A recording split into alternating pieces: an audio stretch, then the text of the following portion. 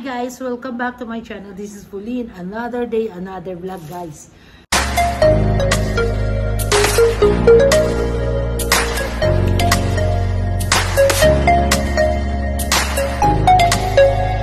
Hi guys, welcome back to my channel. This is Pauline. Another day, another vlog, guys. Today is Friday, so kailangan kong mamili, which is may duty ako later on. So kakarating ko lang. Time check, it's already 10:45 in the morning, guys. So, nag-breakfast na ako as usual, sawa-sawa. Sawa-sawa. Siyempre, of course, with tatay and with Dapo, kumain kami. Parang brunch na yun, breakfast and lunch. So anyway, going back, nagdala si tatay ng mga gamit ko. Mga panlinis-linis dito sa kusina. Tapos, hinigyan din niya ako ng disinfectant para sa banyo. And dishwashing liquid. Dishwashing liquid. Ang dami. Imagine, dami yan. So, of course, binigyan din ako ni tatay ng... Anyway, yung mga hindi nakakaalam ng mga nanonood na sa akin before ng aking vlog, si tatay ayun yung palagi kong kasama, partner in crime. Joke, palagi ko siyang kasama at palagi kaming namimili kung saan ako pumunta, nandun siya. Alam nyo, very supportive. Thank you so much, tatay. So, yun na. Eto, namili kami ng mga kung ano-ano. Ito, bumili na naman ako ng ano, guys, ng panting conditioner, guys, kasi nga nagbukas na ako ng aking extra ethyl alcohol 70%, tapos Lady's Choice sandwich bread, Lady's Choice chicken spread. Okay, tapos bumili ako, guys, ng walnut to, di ba? Ayan siya. Nag-sale sila. It's only $12.95. So, masyadong maganda to para sa mga diabetic. Ito yung nuts na maganda para sa mga diabetic. Gaya ko. Tapos, ano pa? Star Margarine Classic. Once in a while, guys, hindi naman palagi. Tapos, bumili pala ako, guys, ng mga isda. So, hindi ko alam to eh. Hasa-hasang malaki, no? 3 piraso, malalaki siya. Tapos, shell, yan. Tapos, chicken. Marami pa naman kasi akong stock. Alam niyo naman, hindi ako makain, panay bread ako. Tapos, and of course, hipon. Hipon, guys. Ayan siya. Prawn. Siya, lagay ko muna sa ano, ha. Ayan, guys. To continue, guys. Tapos na, nilabas ko na yung aking mga isda. Ang aking mga chicken. In-arrange ko na sa freezer kasi ang portion by portion ang ginagawa ko, guys. Para if ever na may gluluto ko, yung isang plastic container lang ilalabas ko. Hindi ko nilalagay sa lahat. Alam mo yun, sama-sama sa lahat. So, yun ang technique ko, guys. So, going back, meron akong, guys, pansit. Kasi nagkikrave ako kahapon pa ng pansit. So, bumili ako ng pansit, which is the luto na. Ito. Ayan, ang gusto ko. Kasi ang gusto ko sa pansit yung tuyo. Ayoko yung pansit na, alam mo yun, yung basa. Ayoko yun. So, ayan siya. Pansit. Okay. Tapos, with the pansit, of course, meron akong peanut. Which is roasted peanut. Which is maganda sa mga diabetic. Also, this one. Peanut. And then, walnut. Yan ang number 1.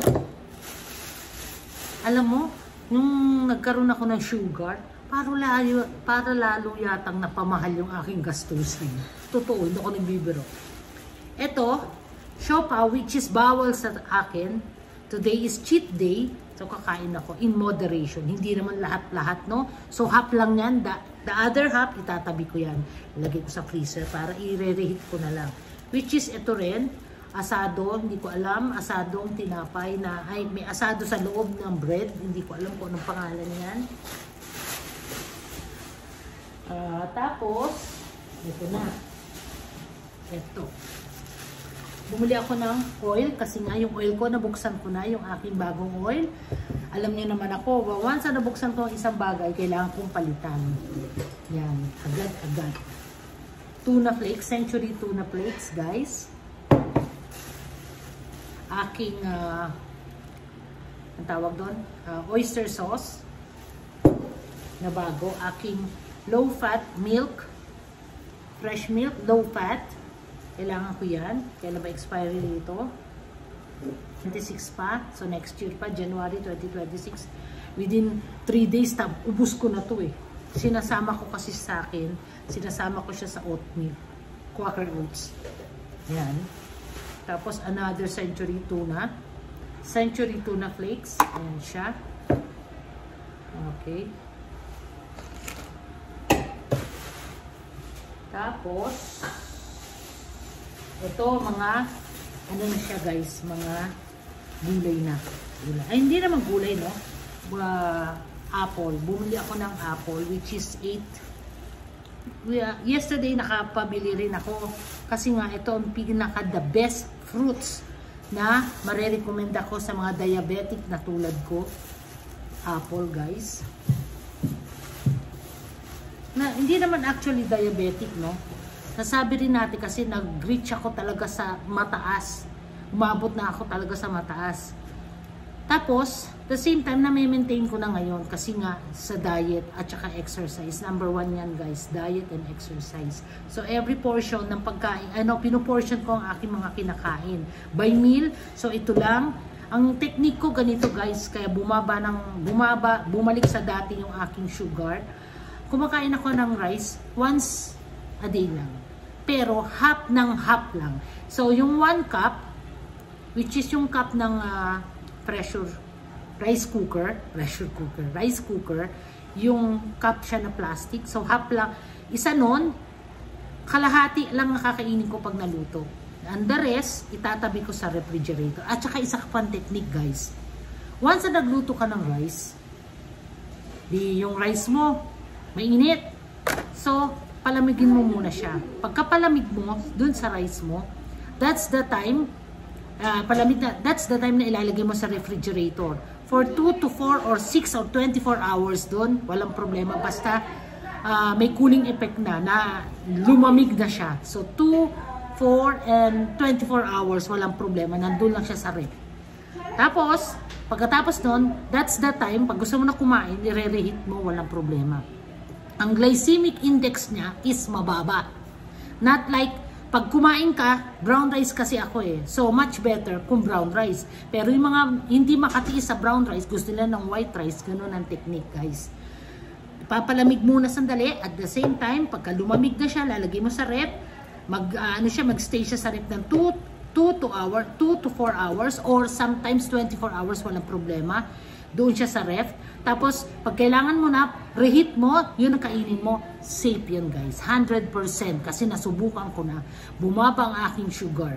Guys, at na-maintain ko talaga. Alhamdulillah. Ngayon, ito, cauliflower, which is maganda rin sa akin. Tapos, lemon. Gawin ko ako ng lemon juice eh. Pero wala siyang sugar. Walang sugar added. Tapos, ang aking cabbage, maliit lang kasi hindi ko naman nauubos.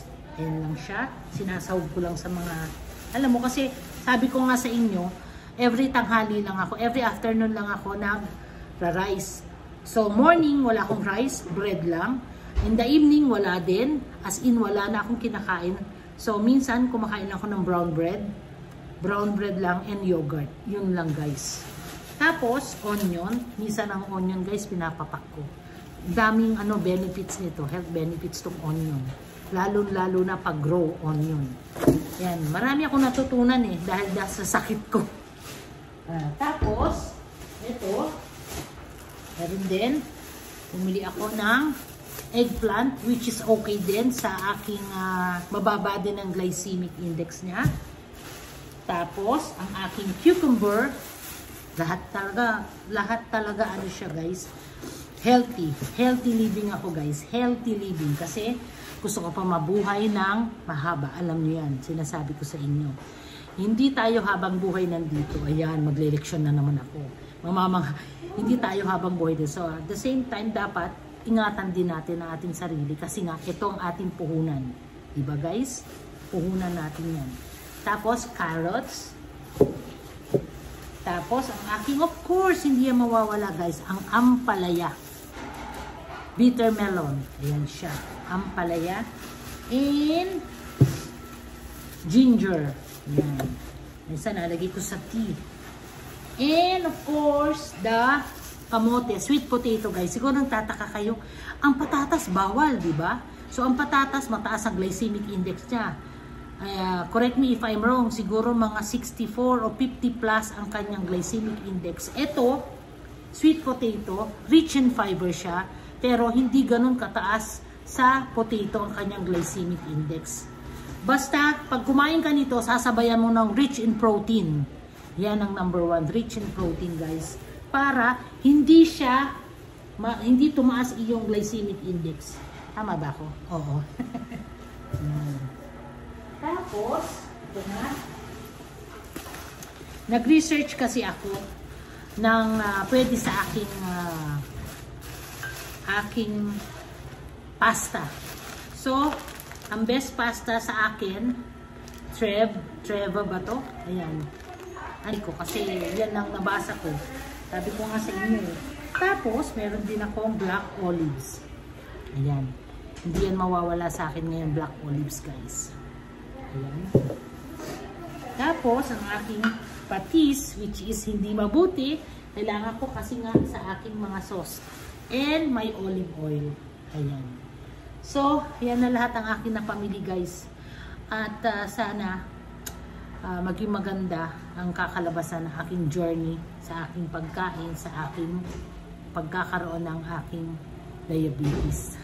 Sana maging successful, maging tuloy-tuloy na ang aking pagbaba ng aking sugar, at kasama ko kayo dyan guys. Ay nako, thank you so much guys for watching, and don't forget to like, subscribe if you haven't yet, share and hit the notification bell. Guys, thank you so much and God bless. Happy Friday everyone. Keep on watching. Bye. I know that you've been gone, you and me, we don't belong, it don't